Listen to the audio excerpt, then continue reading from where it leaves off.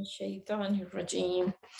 ألم تر إلى الملأ من بني إسرائيل من بعد موسى إذ قالوا لنبي لهم ابعث لنا ملكا نقاتل في سبيل الله قال هل عسيتم إن كتب عليكم القتال ألا تقاتلوا قالوا وما لنا ألا نقاتل في سبيل الله وقد أخرجنا من ديارنا وأبنائنا فلما كتب عليهم القتال تولوا إلا قليلا منهم والله عليم بالظالمين.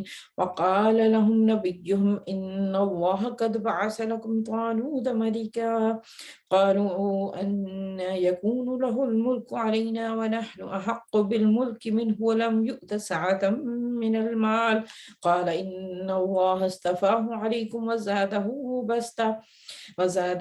بسطة في العلم والجسم والله يؤتي ملكه من يشاء والله واسع عليم. وقال لهم نبيهم إن آية ملكه أن يأتيكم التابوت فيه سكينة من ربكم وبقية مما ترك آل موسى وآل هارون تحمله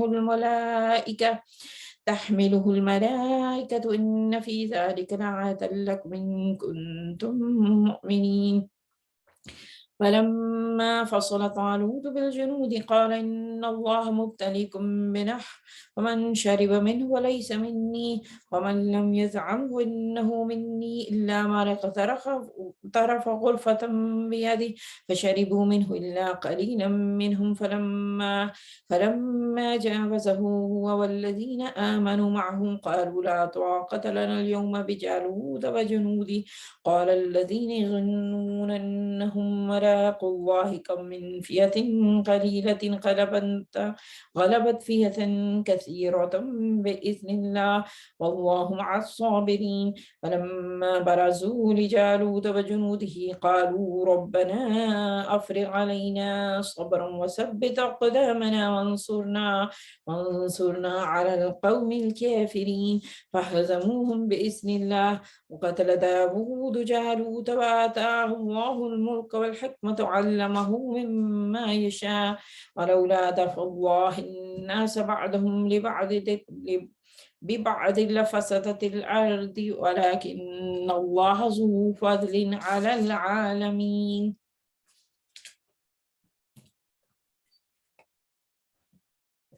پھر کیا تم نے اس معاملے پر غور کیا جو موسیٰ کے بعد بنی اسرائیل کے سرداران کو پیش آیا تھا؟ انہوں نے اپنے نبی سے کہا ہمارے لیے ایک بادشاہ مقرر کر دو تاکہ ہم اللہ کی راہ میں جنگ کریں۔ نبی نے پوچھا کہیں ایسا تو نہ ہوگا کہ تم کو لڑائی کا حکم دیا جائے پھر تم نہ لڑو؟ وہ کہنے لگے بھلا یہ کیسے ہو سکتا ہے کہ ہم راہ خدا میں نہ لڑیں جبکہ ہمیں ہمارے گھروں سے نکال دیا گیا اور ہمارے بال بچے ہم سے جدا کر دیے گئے ہیں۔ مگر جب ان کو جنگ کو حکم دیا گیا تو ایک قلیل تعداد کے سوا باقی سب پیٹھ موڑ گئے اور اللہ ان میں سے ایک ایک ظالم کو جانتا ہے۔ ان کے نبی نے ان سے کہا اللہ نے طالوت کو تمہارے لیے بادشاہ مقرر کیا ہے۔ یہ سن کر وہ بولے ہم پر بادشاہ بننے کا وہ کیسے حقدار ہو گیا؟ اس کے مقابلے میں بادشاہی کے ہم زیادہ مستحق ہیں، وہ تو کوئی بڑا مالدار آدمی نہیں ہے۔ نبی نے جواب دیا اللہ نے تمہارے مقابلے میں اسی کو منتخب کیا ہے اور اس کو دماغی اور جسمانی دونوں قسم کی اہلیتیں فراوانی کے ساتھ عطا فرمائی ہیں اور اللہ کو اختیار ہے کہ اپنا ملک جسے چاہے دے۔ اللہ بڑی وسعت رکھتا ہے اور وہ سب کچھ اس کے علم میں ہے۔ اس کے ساتھ ان کے نبی نے ان کو یہ بھی بتایا کہ خدا کی طرف سے اس کے بادشاہ مقرر ہونے کی علامت یہ ہے کہ اس کے عہد میں وہ صندوق تمہیں واپس مل جائے گا جس میں تمہارے رب کی طرف سے تمہارے لیے سکون قلب کا سامان ہے، جس میں آل موسیٰ آل ہارون کے چھوڑے ہوئے تبرکات ہیں اور جس کو اس وقت فرشتے سنبھالے ہوئے ہیں۔ اگر تم مومن ہو تو یہ تمہارے لیے بہت بڑی نشانی ہے۔ پھر جب طالوت لشکر لے کر چلا تو اس نے کہا ایک دریا پر اللہ کی طرف سے تمہاری آزمائش ہونے والی ہے، جو اس کا پانی پیے گا وہ میرا ساتھی نہیں، میرا ساتھی صرف وہ ہے جو اس سے پیاس نہ بجھائے۔ ہاں ایک آدھ چلو کو پی لے تو پی لے، مگر ایک گروہ قلیل کے سوا سب اس دریا سے سیراب ہوئے۔ پھر جب طالوت اور اس کے ساتھی مسلمان دریا پار کر کے آگے بڑھے تو انہوں نے طالوت سے کہہ دیا کہ آج ہم میں جالوت اور اس کے لشکروں کا مقابلہ کرنے کی طاقت نہیں ہے۔ لیکن جو لوگ یہ سمجھتے تھے کہ انہیں ایک دن اللہ سے ملنا ہے، انہوں نے کہا بارہا ایسا ہوا ہے کہ ایک چھوٹی جماعت، ایک قلیل گروہ اللہ کے حکم سے ایک بڑے گروہ پر غالب آ گیا ہے۔ اللہ صبر کرنے والوں کا ساتھی ہے۔ اور جب وہ جالوت اور اس کے لشکروں کے مقابلہ پر نکلے تو انہوں نے دعا کی، اے ہمارے رب، ہم پر صبر کا فیضان کر، ہمارے قدم جما دے اور اس کافر گروہ پر ہمیں فتح نصیب کر۔ ہر کر اللہ کے اذن سے انہوں نے کافروں کو مار بکایا اور داؤد نے جالوت کو قتل کر دیا۔ اللہ نے انہیں سلطنت اور حکمت سے نوازا اور جن جن چاہوں کا چاہا اس کو علم دیا۔ اگر اس طرح اللہ انسانوں کے ایک گروہ کو دوسرے گروہ کے ذریعے نہ ہٹاتا تو زمین کا نظام بگڑ جاتا، مگر دنیا کے لوگوں پر اللہ کا بڑا فضل ہے کہ وہ اس طرح فساد کو دور کرتا رہتا ہے۔ صدق اللہ العظیم۔ آیات نمبر 246 to 241۔ السلام علیکم ورحمۃ اللہ۔ رب اشرح لی صدری ویسر لی امری واحلل عقدۃ من لسانی یفقہوا قولی۔ وہ قصہ جو بنی اسرائیل کے حوالے سے ہم پڑھے تھے وہی اسی کا ذکر ہے۔ ایک پوائنٹ ہے اس سے پہلے کہ ہم آج کی بات کریں کہ ہم نے شروع میں بنی اسرائیل کی بہت زیادہ تفصیلی بات پڑھی، تو درمیان میں کوئی بات نہیں، یہ چیپٹر وہ بند ہوا اور اب دوبارہ سے بنی اسرائیل کی بات آئی ہے، تو انسان سوچتا ہے کہ یہ والا واقعہ ادھر کیوں رکھا اللہ تعالیٰ نے، ان جہاں پہ باقی باتیں تھیں اس کے ساتھ یہ بات کیوں نہیں کرتی۔ تو اس سے ایک بات یہ حکمت جو علماء کو سمجھ آتی ہے کہ اللہ تعالیٰ نے وہاں پہ جو بنی اسرائیل کی تاریخ بیان کی اس میں اس گروہ کی گرفت کی، جو ان کی غلطیاں تھیں وہ سامنے لا گئی، اس پہ زیادہ بات کی گئی ہے، جبکہ یہاں پہ ان کی تعریف کی گئی ہے، ان کی ایک اچھی ہسٹری کا پہلو بتایا گیا۔ تو یوں لگتا ہے کہ اگر دونوں چیزوں کو اللہ تعالیٰ اکٹھا بتاتا تو گھٹمٹ ہو جاتی اور شاید کچھ کنفیوژن پیدا ہوتی، تو یوں لگتا ہے کہ اس موضوع کو بالکل الگ رکھا گیا اور اس موضوع کو الگ رکھا گیا، اللہ تعالیٰ بہتر جانتا ہے۔ یہاں پہ داؤد اور جالوت کا قصہ ہے، بائبل میں یہ قصہ بہت زیادہ تفصیل سے آیا سیموئیل کے نام سے، لیکن مسئلہ یہ کہ بائبل میں جب قصے جس انداز سے بیان ہوئے ہیں ان کو پڑھ کے لگتا ہے کہ استغفر اللہ نعوذ باللہ، یعنی جس طرح وہ نبیوں کی بات کرتے ہیں نا کہ ہمارے میں جرت نہیں ہے کہ ہم ان آیات کی تلاوت بھی کر سکیں، ان پہ بات کر سکیں، بہت گستاخانہ قسم کا انداز ہے، جہاں پہ جس نبی کی اللہ تعالیٰ اور قرآن نے یہی کام کیا کہ ان انبیاء کی عزت کو دوبارہ سے محفوظ کیا اور بائبل کے ریکارڈ کو درست کیا، یعنی بائبل کو بچایا ہے، عیسائیوں کو بچایا ہے اللہ تعالیٰ نے۔ اب عیسائی جب یہ آیات نازل ہوئی یہ واقعہ، تو آپ سوچیں کہ مدینہ کے مسلمانوں سے یہ واقعہ کبھی نہیں سنا تھا، مگر وہاں کے یہود عیسائی وہ طبقہ تو ان کو اس واقعے کو اچھے سے جانتا تھا، تو اور یہ قصہ ان کی کتابوں میں بہت تفصیل سے، بس بات یہ کہ اس میں ساحل یا سیموئل جو بادشاہ کا نام آیا ہے اس کو اس طرح سے مینشن کیا گیا کہ جیسے ان کو حضرت داؤد سے ایک ضد تھی اور وہ دونوں آپس میں ان کو کوئی موقع نہیں ڈھونڈتے تھے کہ میں اس کو نیچے گرا دوں، میں اس کو نیچے گرا دوں، اس انداز سے انہوں نے انبیاء کے کردار کو داغدار کیا۔ جس کو زیادہ انٹرسٹ ہے ظاہر وہ پڑھ سکتا ہے اس سے۔ یہاں پہ قرآن نے کیا کیا، یہاں پہ پہلی چیز کے انداز کیا ہے کہ کیا تم نے دیکھا، گویا کہ ایسے کہا جا رہا ہے کہ بھئی توجہ، کیا تم نے اس طرف توجہ نہیں کی، اور پھر جو لفظ آیا ہے المالائی، مالائی کا لفظ سرداروں کے لیے، ان لوگوں کے لیے آتا ہے جو یعنی جو بڑی کرسی پہ بیٹھ کے اس کو فل کرے نا، سیاسی طبقہ، ایلیٹ طبقہ، پولیٹیشین کا طبقہ، اور پھر نبی کا ذکر کیا۔ اب یہ دیکھا کہ یہاں پہ جو نبی کا ذکر آیا ہے، یہاں پہ ہمیں ایک بات جس پہ غور کرنا ہوگا، اذ قالوا لنبی لہم، کہ ان کے لیے جو نبی تھا، اچھا اب ظاہر نبی تو ان کے لیے ہی تھا کیونکہ نبی انہی کی بھلائی کی باتیں کرتا ہے، انہی کی قوم سے ہوتا ہے، لیکن یہ الگ سے کیوں کہا جاتا ہے؟ اس سے ایک بات یہ بھی پسند آتی، ایک شو ہوتی ہے کہ گویا وہ اس کو اپنے اندر کا نبی نہیں سمجھ رہے تھے، اگر ہم اس کو اس معنی میں لکھیں کہ جیسے ان کے لیے ایک کوئی دور چیز تھی، وہ نبی اور اس کی دعوت سے دور ہو چکے تھے اور اس کو جان بوجھ کے نظر انداز کر رہے تھے۔ اور کون سا طبقہ دور تھا؟ یہاں پہ کس کی بات ہو رہی ہے؟ وہ سردار، وہ پولیٹیشین۔ اب دیکھیے کہ پولیٹیشین جو ہے وہ ہمیشہ مذہب سے دور ہی رہتے ہیں، وہ مذہب اور سیاست کو سوچتے ہیں کہ سیاست میں دین نہیں آنا چاہیے، سیاست اور پارلیمنٹ میں آپ اللہ کو دور رکھیں. یہ تب بھی ایسا تھا، بنی اسرائیل کا بھی مائنڈ سیٹ آتا تھا. اب دیکھیے قرآن تو ٹائم لیس ہے. اب ہوتا یہ تھا کہ قرآن نے جو قصہ اس وقت بتایا وہ آج بھی ہے. اب وہاں پولیٹیشین کیا کرتے تھے کہ ویسے مذہب کی بات نہیں کرتے تھے، لیکن جب ان کو ضرورت پڑ جاتی تھی، کوئی جیسے فرض کیجیے الیکشن آنے والے ہیں، ان کو ووٹ چاہیے، تو وہ پھر مذہبی طبقے کو، علماء کو اپروچ کرتے تھے.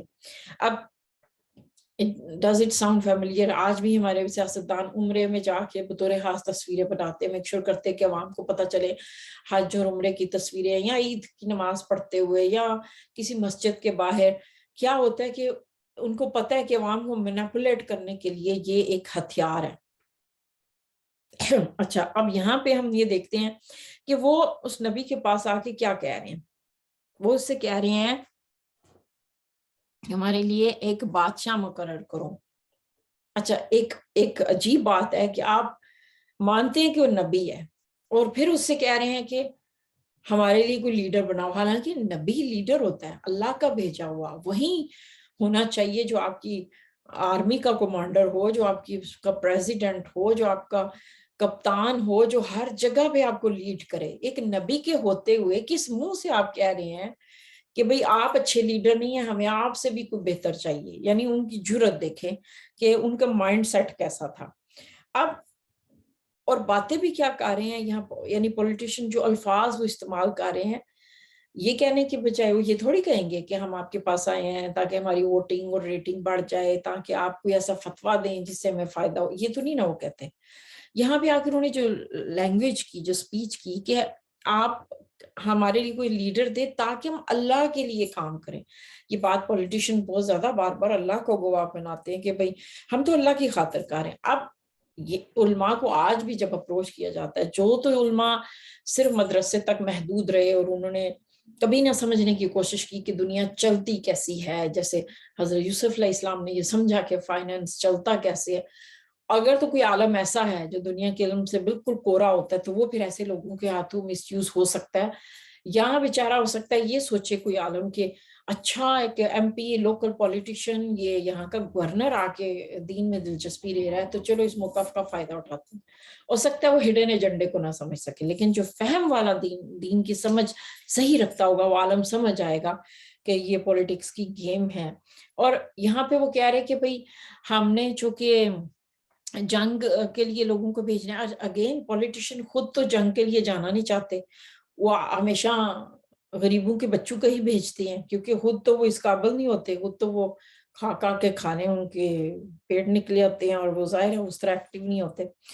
اب یہاں پہ جو نبی کی ہمیں جواب مل رہا ہے، انہوں نے یہ نہیں کہا کہ ہاں اللہ کی راہ میں جو ہے وہ میں پوچھتا ہوں، کہا کہ ان کو بہت پرسائز ان کی، یعنی نبی فوراً سمجھ گئے ان کا مائنڈ سیٹ کیا ہے. انہوں نے کہا کہ دیکھو ہو سکتا ہے کہ اللہ کہہ دے اور تم نہ لڑو، اگر لڑائی تمہارے سے دور رکھی گئی ہے تو لاہم کا لفظ اس لیے بھی آیا نا کہ نبی سمجھتا تھا کہ تمہارے لیے اچھا کیا ہے. تو اگر اللہ نے ایک چیز کو نہیں رکھا تو تم کیوں مجھ سے مانگ رہے ہو، تم اللہ سے کیوں یہ کہہ رہے ہو. اب یہاں سے نا ایک پوائنٹ ہے جو جس وقت یہ آیات نازل ہو رہی تھی، اس وقت مسلمان مدینہ میں سیٹل ہو رہے تھے اور اس وقت بہت زیادہ مشکلات اور کرائسس سے گزرے تھے، لیکن ہم دیکھ رہے ہیں کہ بار بار ایسی آیات نازل ہو رہی تھی کہ اللہ تعالیٰ ان کو ذہنی طور پہ تیار کر رہا تھا کہ تمہیں مکہ کے لیے، فتح مکہ کے لیے جنگ کرنی ہوگی. اب بات یہ تھی کہ مدینہ میں صرف مسلمان نہیں تھے، یہودی اور عیسائیوں کے قبیلے تھے اور پلس دوسرے عرب لوگ تھے اور کچھ وہ لوگ منافقین تھے اور وہ مسلمان بھی تھے جو نئے نئے ہوئے تھے، مسلمان ہوئے تھے. تو ان کو ذہنی طور پہ تیار کیا جا رہا تھا. اب جو یہودی قبیلہ تھا ان لوگوں نے نبی صلی اللہ علیہ وسلم سے معاہدے کر لیے کہ مدینہ پر حملہ سب پر حملہ سمجھا جائے گا. وہ اپنی بچت اور اپنے کے لیے چاہتے تھے کہ نہیں ہمیں کوئی جنگ میں نہ حصہ لینا پڑے، ہم امن ہی رہے تو اچھا ہے. تو اب اس طرح ان کا مائنڈ سیٹ تھا کہ ہمیں کچھ بھی نہ ایفرٹ ڈالنی پڑے. تو یہاں سے آپ دیکھیں نا آیات کو اگر آپ لنک کریں تو یہ مائنڈ سیٹ اس سے آپ کو ملتا ہوا نظر جائے گا. اب وہاں پہ مسلمان مدینہ مکہ سے گھروں کو نکالے گئے اور وہ چاہتے تھے کہ کچھ ایسا ہو تو یہاں پہ بھی وہ ڈائلاگ آ رہا ہے کہ بھائی وہ جو لیڈر مانگ رہے ہو، تو آگے سے انہوں نے بہت ایموشنل ہو کے تقریر کی کہ ہاں بھائی کیسے، یہ کیسے ہو سکتا ہے، یہ آپ کیا کہہ رہے ہیں، ہاؤ کم، ہمیں گھروں سے نکالا گیا ہے، ہمارے بچے چھینے گئے، ہمارے ساتھ یہ ہو گیا. یعنی وہ جیسے جوش میں آ کے سمجھ لے کہ انہوں نے پوری تقریر تھی کر ڈالی کہ یہ آپ کیسے کہہ سکتے ہیں ہاں کہ ہم نہ لڑیں، یہ تو سوال ہی نہیں پیدا ہوتا، ہمیں بس آپ لیڈر دیں، ہم تو تیار بیٹھے ہیں. اچھا، اب جب وہ یہ بات کر رہے تھے نا لیڈر دیں، تو یہاں سے بھی ایک مائنڈ سیٹ سمجھ آتا ہے کہ جیسے وہ ساتھ ہی ان کے ذہن میں تھا کہ ان کو پتہ ہی ہے کہ اچھا ہم سے اچھا کون امیدوار ہو سکتا ہے، کہ ہم نبی کے پاس آئے ہیں پر ہمیں پورا یقین ہے کہ یہ ہمیں ہی چنیں گے، یہ یا اس سردار کو یا اس کو ہم سے بڑھ کے اور تو کوئی ہے ہی نہیں اچھا پولیٹیشین. ہم فیمس ہیں، ہم ملینئر ہیں، ہم مشہور ہیں، ہم ہمیشہ الیکشن جیتتے رہے ہیں اور ہر جگہ یہ ہماری ویلیو ہے، تو ظاہر ہے یہ ہمیں ہی چنیں گے. صرف ہوگا یہ کہ بھئی ایک نبی کی زبان سے جب ہمیں ایک فیور مل جائے گی، نبی کہے گا کہ ہاں تم لیڈر ہو، تو ہم باہر جا کے کہیں گے دیکھا اب تو نبی بھی ہمارے حق میں ہے، تو ہماری جو پوزیشن ہے اس کو چیلنج نہیں کیا جا سکتا، وہ حرام اور گناہ کی بات ہوگی، کیونکہ ہم جو ہیں وہ اب نبی کے ایک سے فتویٰ لے چکے ہیں. آج بھی جب سیاستدان علماء سے کو انوالو کر کے ان کے منہ سے کچھ اوپینین لینے کی کوشش کرتے ہیں تو وہ ایک بات بھول جاتے ہیں کہ آج کے علماء تو نبی نہیں ہو سکتے. تو فرض کیجئے وہ کسی سیاستدان یا کسی جماعت کے حق میں کوئی بات کر بھی دیں تو ان کی بات تو وہی نہیں ہو سکتی، علماء کی رائے ہو سکتی ہے، ایک عالم ہو سکتا ہے ایک سیاسی پارٹی کو فیور کرتا ہو، دوسرا دوسرے کو کرتا ہو، اس کو اٹھا کے دین سے تو لنک نہیں کیا جا سکتا کہ چونکہ فلانے عالم نے فلانی سیاسی جماعت کو کچھ کہہ دیا یا سیاستدان کی تعریف کر دی تو وہ اب گویا اس کو چیلنج نہیں کیا جا سکتا. اور علماء کی رائے بہرحال غلط ہو سکتی ہے، علماء کی رائے بدل بھی سکتی ہے when it comes to politics. لیکن وہ یہ چاہ رہے ہوتے کہ ہمیں مذہبی طبقہ سپورٹ دے تاکہ ہمارا یہ نا ایک وہ کیا کہتے ہیں کیش کرا سکے ہم اور اس سے پوزیشن سٹرونگ ہو جائے. اب یہاں پہ یعنی یہ ایک گیم ہے پولیٹکس کی گیم. اب اس کا جواب جو دیکھیں قال لہم، بار بار لفظ ریپیٹ ہو رہا ہے، ان کی نبی، ان کے لیے نبی. یہاں پہ آپ کو گیپ محسوس ہوگا کہ گویا یہ گفتگو اس طرح ہو رہی ہے جو کبھی کبھی ہو رہی ہے. اچھا، ان کے نبی نے ان سے کہا. یہاں پہ نا ایک الفاظ ہیں ان اللہ قد بعث لکم، یہ کہنے کی بجائے کہ ہاں اللہ نے یہ کیا ہے، بے شک، ڈیفینیٹلی، یقیناً، ایسے ہی تمہارے لیے اللہ نے طالوت کو بادشاہ مقرر کیا.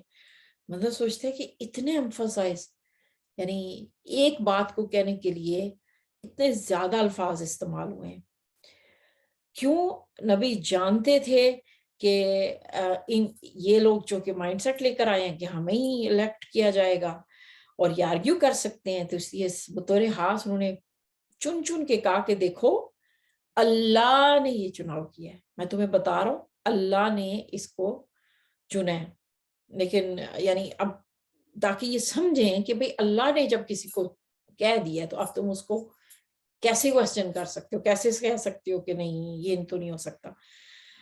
اب یہاں پہ کیا ہوا، نبی کی بات درست نکلی. قالوا انا یکون لہ الملک، انا کھڑی زبر ہے اور اس کو کھینچ کے کہا گیا ہے اور حیرت کا مبالغہ ہے یہ کہنے کی بجائے کیف یکون، انا کیسے، سوچ بھی کیسے سکتے ہو، وہ کیسے ہو سکتا ہے لیڈر، وہ کیسے بادشاہ ہو سکتا ہے، وہ تو غریب ہے، اس کے پاس تو الیکشن لڑنے کے لیے فنڈ ہی نہیں ہے.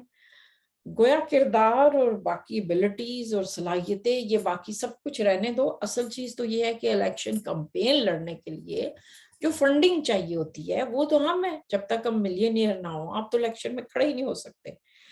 تو اور لیڈرز تو ہائی کلاس میں ہونے چاہیے.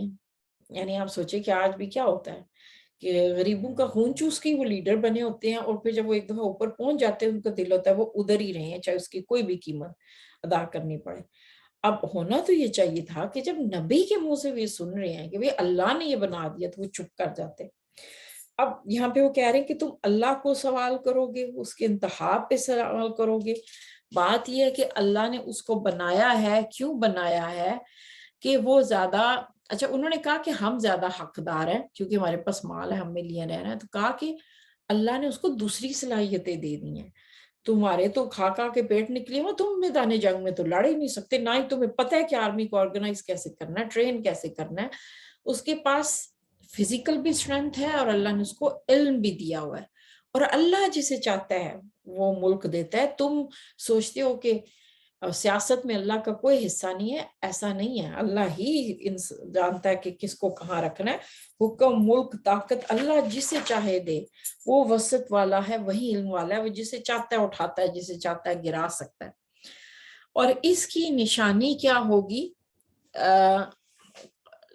کہ آیت ملک ہی ان یأتیکم التابوت, تمہارے پاس ایک تابوت جسے وہ کھو چکے تھے وہ واپس آ جائے گا. یہ تابوت کیا تھا؟ اس میں تبرکات تھی حضرت موسیٰ, حضرت ہارون علیہ السلام کی, جو ان کی, اور کہا جاتا ہے کہ اس میں جو لوح وہ تختیاں جو حضرت موسیٰ کو دی گئی تھیں زبور کی, وہ بھی اس میں تھیں. اور یوں سمجھ لیں کہ وہ ان کے لیے اس وقت کعبہ تھا, لیکن وہ پورٹیبل کعبہ تھا, ایسا کعبہ جس کو کہیں پہ بھی لے جایا جا سکتا ہے. اور وہ اس کو دیکھ کے ان کو سکون ملتا تھا, اور ان کو لگتا تھا کہ یہ ہماری طاقت ہے, ہمارے, یعنی جیسے سمجھیں کہ آج ہمیں کعبہ کو دیکھ کے سکون ملتا ہے, اور ہمارے کعبہ کو کچھ ہو تو ہم سب پہ کیا گزرے. تو اس وقت ان کا مورال اس وجہ سے ڈاؤن تھا. تو انہوں نے کہا کہ یہ نشانی ہوگی کہ یہ تابوت تمہارے پاس فرشتے لے کر آئیں گے. اور بائبل یہاں پہ بہت تفصیل بتاتی ہے, اور علماء نے جو تفسیر اس کی بیان کی ہے کہ وہ تابوت جب دشمن نے چھین لیا تھا تو وہ جہاں جہاں اس کو لے کر جاتے تھے وہاں پہ بیماریاں پھوٹ پڑتی تھی, اور پوری پوری بستی ہلاک ہو جاتی تھی. ایک بستی ہوئی, پھر دوسرا علاقہ ہوا, پھر تیسرا علاقہ ہوا, ایسے جیسے وہ واقعی فرشتوں کو حکم تھا کہ جب تک یہ اپنی جگہ پہ نہ واپس چلا جائے یہ تابوت جو ہے, یعنی جس طرح انہوں نے چھینا ہوا ہے وہاں پہ مشکلات آتی رہیں گی. یہاں تک کہ وہ خود اس نتیجے پہ پہنچے کہ بھئی اس تابوت کے جب سے ہم نے چھینا ہے ہمارے اوپر مشکل پیش آ رہی ہے. تو ان میں اتنی بھی جرت نہیں تھی کہ خود واپس کرتے, انہوں نے ایک بیل گاڑی پہ اسے رکھا اور کہا کہ واپس ادھر بھیج دو جہاں سے آیا تھا. اور یہاں قرآن یہ کہہ رہا ہے کہ فرشتے تھے جو اس کو لے کر آ رہے تھے. تو یہ نشانی تھی ان کے لیے. جیسے آج دیکھیں حجر اسود ہمارے لیے قسم کے تبرکات ہیں, مقام ابراہیم, حضرت ابراہیم کے تبرکات ہیں, تو وہ ان کے پاس واپس آ گیا. یہاں پہ ایک پوائنٹ غور کرنے والا ہے کہ قرآن نے, جیسے میں نے پاکستان سے اسلام سیکھا اور میرے سیکھنے کا ریسورسز آج بھی پاکستانی علماء ہیں جن کی میں تہہ دل سے قدر کرتی ہوں, لیکن ایک بات کبھی کبھار حیران کرتی ہے کہ ہم نے یہ سمجھ رکھا ہے کہ اسلام کی طرف اگر کسی کو بلانا ہے تو صرف حضرت محمد صلی اللہ علیہ وسلم کی بات ہونی چاہیے, باقی انبیاء کی ہم بات نہ ہونے کے برابر کرتے ہیں, نہ یعنی ان کی اس طرح تذکرے نہیں ہوتے. میں نہیں کہتی کہ علماء نہیں کرتے, لیکن ہمارے اندر اس طرح وہ نہیں تھی. ہمیں یہ لگا کہ اسلام صرف اس آل اباؤٹ اللہ اور رسول اللہ, حالانکہ ایسا نہیں ہے. قرآن نے نبی صلی اللہ علیہ وسلم سے زیادہ دوسرے انبیاء کا ذکر کیا ہے. حضرت موسیٰ کا دیکھیں کتنا زیادہ ذکر ہے.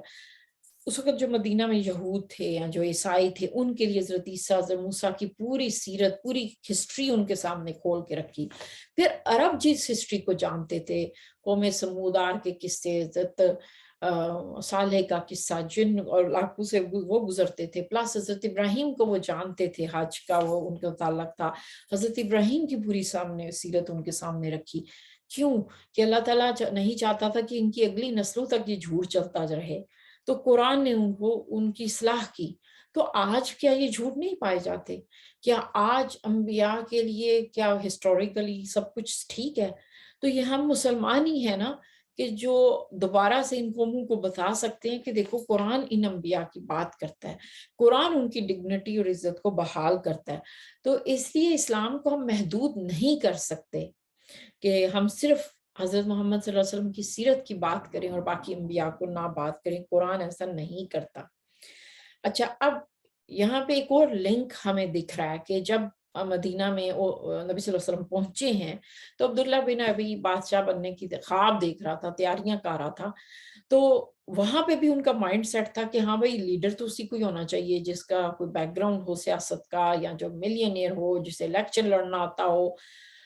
اس ٹائپ کا ان کے مائنڈ سیٹ تھا. اور یہاں پہ اب ظاہر ہے نبی صلی اللہ علیہ وسلم ہی کو لیڈر بنایا جانا چاہیے تھا. تو ایسے جیسے ان کی اصلاح کی جا رہی ہے, ان کو تیار کیا جا رہا ہے, جس کو آیات نازل ہوئی. اور پھر ایک امتحان کی بات ہوئی کہ بھئی جب تم لڑنے جاؤ گے تو تمہارے لیے ایک دریا آئے گا جس سے شاربو منہ. اچھا, 2 لفظ آئے ہیں. ایک تو یہ کہ شاربہ پانی پینے کے لیے شاربہ کا لفظ ہے, اور ساتھ ہی کھانے کا لفظ آیا, جو اس سے نہیں کھائے گا. حالانکہ دریا کھایا تھوڑی جاتا ہے, پیا جاتا ہے. تو ایسے لگا کہ اللہ تعالیٰ جانتا تھا کہ بھئی یہ لوگ کوئی مطلب نکال سکتے. فرض کیجیے ہو سکتا ہے کوئی پانی نہ پیتا اور مچھلی نکال کے کھانے لگ جاتا, یا کسی اس میں سوئمنگ کرنے لگ جاتا, یا نہانے لگ جاتا, کسی بھی طرح اس سے فائدہ اٹھاتا. تو سارے راستے بند کر دیے گئے کہ بھئی تم اس دریا سے جو پانی پی لے گا وہ اس آرمی میں آگے نہیں جا سکے گا. یہ ایک ٹیسٹ ہے. اور اس کے لیے جو لفظ استعمال ہوئے اس کے لیے بھی موبائل اس طرح کے اضافے کا سیگا کہ ڈیفینیٹلی تمہارا امتحان ہوگا. اب جنگ بدر بھی 27ویں رمضان کو کہا جاتا ہے پیش آئی, تو اس میں بھی دیکھیں رمضان میں بھی کھانے اور پانی سے روکا گیا تھا. تو اب یہ ڈسپلن کا طریقہ ہوتا ہے, کیونکہ آرمی کی جو ٹریننگ ہے نا, وہ اس میں کمانڈر کہہ دے بیٹھو تو بیٹھ جاؤ, کھڑے ہو تو کھڑے ہو جاؤ. آرمی کو اس طرح ڈسپلن ہونا پڑتا ہے, ورنہ وہ کوئی جنگ نہیں جیت سکتی. ایسا ہی ہوا تھا دیکھیں جنگ احد میں کہ نبی صلی اللہ علیہ وسلم نے جب تیر اندازوں کو کہا کہ یہ تمہاری پوزیشنز ہیں, تم نے یہاں سے ہٹنا نہیں ہے چاہے کچھ بھی میدان جنگ میں پیش آ جائے. لیکن ان سے جب یہ غلطی ہوئی کہ لیڈر کی, کمانڈر کی ججمنٹ کو چھوڑ کے انہوں نے اپنی ججمنٹ کو کیا. تو اگر آرمی میں ہر بندہ اپنی ایک سوچ پہ کچھ کرنے لگ جائے, چاہے وہ بالکل صحیح سوچ کیوں نہ ہو, تو بہرحال وہ آرمی ہمیشہ تباہ اور برباد ہو جائے گی. اب یہاں پہ کیا ہوا کہ جب ان کو یہ ٹریننگ کا یہ طریقہ بتا دیا گیا کہ بھئی تم نے یہاں سے گزرنا ہے اور یہ کرنا ہے, اور پھر یہی ہوا کہ وہ ہے کہ کوئی تھوڑا بہت ایسے گزرتے گزرتے پی لے چلو بار مٹھی غرفتم بیادی, تو اس کے لیے پکڑ نہیں ہے, باقی سب کو وہاں گزرنا ہے. پھر وہی ہوا, وہ جیسے ہی وہ چونکہ ان کی ذہنی حالت ہم پڑھ رہے ہیں پیچھے سے, تو کیا ہوا وہ دیکھ کے تو ادھر ہی ان کا تو دل کیا ہم یہاں پہ ٹینٹ لگا لیں, ادھر ہی پکنک کریں, ہم مچھلیاں پکڑ کے پکائیں, اور کیا ضرورت ہے آگے جانے کی. کم ہی لوگ تھے پھر جو سے بچے. اور وہ جب آگے گئے تو اصل میں جالوت کے بارے میں اگین یہاں پہ علماء نے بائبل سے مدد لیا, اور بائبل کی وہ تفصیلات جو قرآن سے نہ ٹکراتی ہوں ان کو علماء نے بیان کیا کہ بھئی وہ جو طالوت تھا وہ اس طرح کا بادشاہ تھا کہ بہت مضبوط قسم کی لوہے کی, آپ کبھی اب تو فلموں میں ہی زیادہ دکھتی ہیں, یہ میوزیم میں جو لوہے کا یونیفارم ہوتا ہے آرمی کا, اور ہاتھ میں بڑی سی تلوار ہوتی تھی, دوسرے ہاتھ میں کوئی نوکدار قسم کے ہتھیار ہوتے تھے, اور وہ پہاڑوں کے پیچھے اس کا علاقہ تھا, اور اس نے بڑی آرمی تیار کی ہوئی تھی, اور پہاڑوں کے اوپر کھڑے ہو کے نا وہ اپنی تلوار کو, اور اس کے چلنے سے بھی شور اٹھتا تھا, اور کہتا تھا کون ہے جو مجھ سے لڑائی کرے گا. تو اس کی پھر ساتھ ہی پیچھے آرمی شور مچاتی تھی, اور انہوں نے بھی ایسے ایسے بھاری وہ ہتھیار پکڑے ہوتے تھے, اور ہر طرح کے ان کے پاس ویپنز تھے. اب وہاں پہ اس کو دیکھ کے ہی باقی سب ڈر جاتے تھے. تو یہاں کہا گیا کہ وہ لوگ جو اللہ کو سے ملاقات رکھتے تھے, جنگ بدر میں بھی کیا ہوا کہ تھوڑے لوگوں کو اللہ تعالیٰ نے بڑے دشمن پر فتح دی. کیوں کہا کہ یہ وہ لوگ ہیں جو اللہ سے ملاقات کو دیکھ رہے تھے, ان کو دشمن نہیں دکھتا, ان کو اللہ سے ملاقات, وہ جنت, وہ مغفرت, وہ اس کی طرف بڑھ رہے ہوتے ہیں.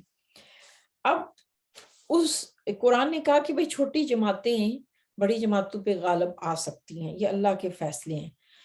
اور طالوت کا جیسے ہم نے کہا اس کے پاس ایک سکل تھی, پاکستان میں بچپن میں ہی دیکھا, اب تو نہیں استعمال ہوتا, کہ گلی ڈنڈا اس کو کہتے ہیں, یا مجھے اپنا لفظ نہیں یاد آ رہا, گلی ڈنڈا تو نہیں ہے, لیکن ایک رسی ہوتی تھی جس کے غلیل کہتے ہیں, غلیل غالباً, اس سلنگ کرنا جیسے ہے نا پرانے زمانوں میں, ایسے رسی کو کا ایک دائرہ بنا کے اس کے ساتھ وہ ایک چھوٹی سی کنکری باندھ دیتے تھے, اس کو ایسے ایسے کر کے تو نشانے سے وہ ایسے پھینکتے تھے. اس کنکری کی حیثیت بالکل آج کی پسٹل کی گولی کی طرح ہوتی ہے. تو وہ اس کو اگر صحیح طریقے سے ہی نشانے سے مارا جائے تو آسمان پہ جو پرندے اڑتے ہیں ان کو بھی وہ اس کا شکار کر لیتے تھے. اور یہ ایبلٹی تھی جس کو بادشاہ مقرر کیا تھا اللہ تعالیٰ کی طرف سے, نبی نے جن کو بادشاہ کہا, جن کو اس وقت کمانڈر دی گئی تھی کمانڈ. کہا جاتا ہے کہ انہوں نے اب بات یہ کہ جب جالوت کی آرمی اتنی اونچی ہے، جالوت کی keep mixing them up، وہ جو بادشاہ تھا چونکہ وہ بہت ہائی لیول پہ تھا، تو نیچے اگر کوئی چھوٹی سی وہ لے کے کھڑا ہے تو اتنی اونچائی سے تو نہیں دیکھ سکتا. تو انہوں نے کیا کیا کہ اس انداز سے وہ کنکری کا، چونکہ ان کا نشانہ بہت اچھا تھا، ایسے کر کے کنکری پھینکی. اس نے پورا لوہے کا یونیفارم پہن رکھا تھا، صرف آنکھیں اس کی ننگی تھی، وہ سیدھی آنکھ میں گھسی اور اس کی کھوپڑی کے اندر چلی گئی، اور وہ اندر سے مر گیا، لیکن وہ وزن اتنا تھا کہ وہ گرا نہیں، اندر ہی رہا، اور آرمی کو نہیں پتا چلا کہ وہ مر چکا ہے. پھر حضرت داؤد نے اس کے اوپر چھلانگ لگائی، تو وہ تو پہلے ہی مر چکا تھا، وہ گر گیا. تو آرمی کے تو آسان خطا ہو گئے کہ یہ کیسا دشمن ہے جس نے ہمارے اس بادشاہ کو مار دیا ہے. تو جیسے انہوں نے دیکھا کہ ان کا بادشاہ گر پڑا ہے، تو اس کے بعد ان کے قدم اکھڑ گئے اور وہ بری طرح بھاگے. اور یہاں پہ پھر مسلمان آرمی نے یہ دعا کی کہ اللہ ہم پہ صبر ہوں گی ڈھیل دے، جیسے اوپر سے فرض کیجئے کوئی بالٹی پانی کی گراتا ہے کہ اللہ ہم میک اس ویٹ کہ پوری طرف ہمارے اوپر صبر ہو، ہمارے قدم جما دے. فہزموہم کہ اللہ تعالیٰ نے ان کو پھر شکست دی ان کے ذریعے، اور داؤد نے جالوت کو قتل کر دیا. اور پھر کہا کہ ہم اس جنگ کے بعد داؤد علیہ السلام کو حکمت، ملک دیا، پرندوں کی بولیاں سکھائیں، جس کا ہم تذکرہ قرآن میں پڑھتے ہیں.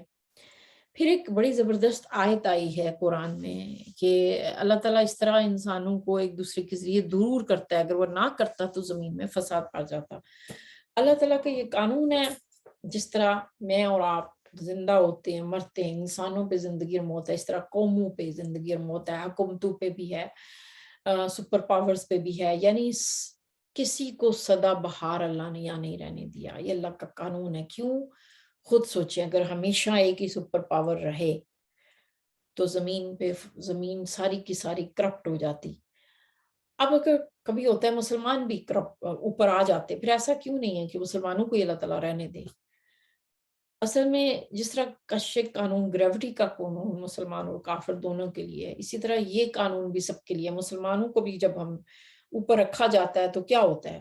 شکر گزاری کم ہونے لگتی ہے، ان میں عاجزی ختم ہونے لگتی ہے. جب آپ کو ہمیشہ طاقت اور پاور ملتی ہے تو پھر مسلمان آپس میں لڑنے لگتے ہیں، پھر ایک اور طرح کی کرپشن آتی ہے. تو پھر جو عام پبلک ہے وہ دیکھتی ہے اچھا یہ اسلام ہے، اس کو اسلام کہتے ہیں، تو پھر تو ہم اسلام سے دور ہی اچھے ہیں. تو ضروری ہے کہ اس کو بھی زوال آئے، کیونکہ اللہ تعالیٰ کی زمین کا مقصد یہ نہیں ہے کہ صرف مسلمانوں کو پاورز ملے، پاور کافر کو بھی مل سکتی ہے ایز لانگ ایز کہ وہ کرپٹ نہ ہوں. آج دیکھیں کہ اگر ہم جائزہ لیں تو کرپشن کدھر زیادہ ہے. ہم مسلمانوں کو اللہ تعالیٰ کیوں نہیں آج پاور دے رہا؟ کیونکہ ہمارے اندر وہ کرپشن اتنی زیادہ ہے کہ فرض کیجئے کہ اگر ہم پاکستان میں ہیں، ہم پاکستان جو یا باقی مسلم ممالک میں جو کرپشن جس لیول پہ ہے، اگر ہم امریکہ کی بہت تنقید کرتے ہیں، لیکن ہماری کسی بھی حکومت کو امریکہ کی حکومت پہ بٹھا دیا جائے کہ اس ملک کو وہ چلائیں، تو غالباً وہ پورا نظام ہی چند دن کے اندر درم برم ہو جائے نا، کیونکہ کرپشن یہاں پہ حد سے زیادہ ہے. تو کیسے ہو سکتا ہے؟ ایک مولانا مودودی رحمۃ اللہ علیہ کی کتاب ہے، چھوٹی سی کتاب ہے، یعنی ایک اس کی جو تھکنس ہے وہ میری ناخن جتنی ہے، چند صفحوں کی، بنا اور بگاڑ. This is my one of favorite کتاب، جس پہ انہوں نے نا اس فلسفی کو بیان کیا کہ اللہ تعالیٰ کا یہ پالیسی ہے کہ وہ انہوں نے مثال دی ہے دنیا کی گارڈن کی طرح، اور اس میں وہی گارڈنر رہے گا جو پودوں کا خیال رکھے، یا جس کے پاس خیال رکھنے کی صلاحیت زیادہ ہو بنسبت دوسری قوموں کے. میں ریکمینڈ کروں گی اگر وہ پڑھ سکے. اب یہ اللہ کا قانون ہے، جو اوپر آتا ہے وہ پھر اس کو زوال بھی آتا ہے. اس لیے اللہ تعالیٰ نے یہاں پہ کہا کہ اللہ تعالیٰ وَلَٰكِنَّ اللَّهَ ذُو فَضْلٍ عَلَى الْعَالَمِينَ، تمام قومیں، تمام نسلیں، تمام حکومتیں، تمام ملک، سب پہ اللہ تعالیٰ فضل فرمانے والا ہے. وہ کسی ایک قوم کا رب نہیں، وہ کسی قوم کو تیل کی دولت دے دیتا ہے، کسی کو ٹیکنالوجی دے دیتا ہے، کسی کو کوئی ٹیکنالوجی، کسی کو کوئی سورسز. وہ سب کا اللہ ہے، وہ سب پہ فضل فرمانے والا ہے، اور کسی مختلف طریقوں سے. اور یعنی وہ کس طرح فضل فرماتا ہے، ایک قوم پہ فضل اور طرح ہے، دوسری قوم کا فضل اور طرح ہے. لیکن یہ کہ اس کا فضل ایسا نہیں ہے کہ ہم کہیں کہ وہ تو مسلمانوں کے لیے تو وہ رکھتا ہے لیکن باقی سب بھاڑ میں جائیں. قرآن ہمیں اس طرح کا کنسپٹ نہیں دیتا۔ اللہ تعالیٰ بار بار کہہ رہا ہے ذو فضل علی الناس، ذو فضل علی العالمین، وہ تمام انسانوں اور تمام جہانوں کے لیے رب ہے، رب العالمین ہے، سب کے لیے فضل فرمانے والا ہے۔ اللہ کرے کہ ہم ان شکر گزار لوگوں میں بن جائیں، کیونکہ اللہ تعالیٰ کہتا ہے کہ انسانوں میں سے کم ہی ہیں جو شکر گزار ہوتے ہیں، جبکہ اس کا فضل سب کے لیے ہے۔ اللہم اجعل القرآن ربیع قلبی و نور صدری و جلاء حزنی و ذہاب ہمی و غمی۔ السلام علیکم ورحمۃ اللہ۔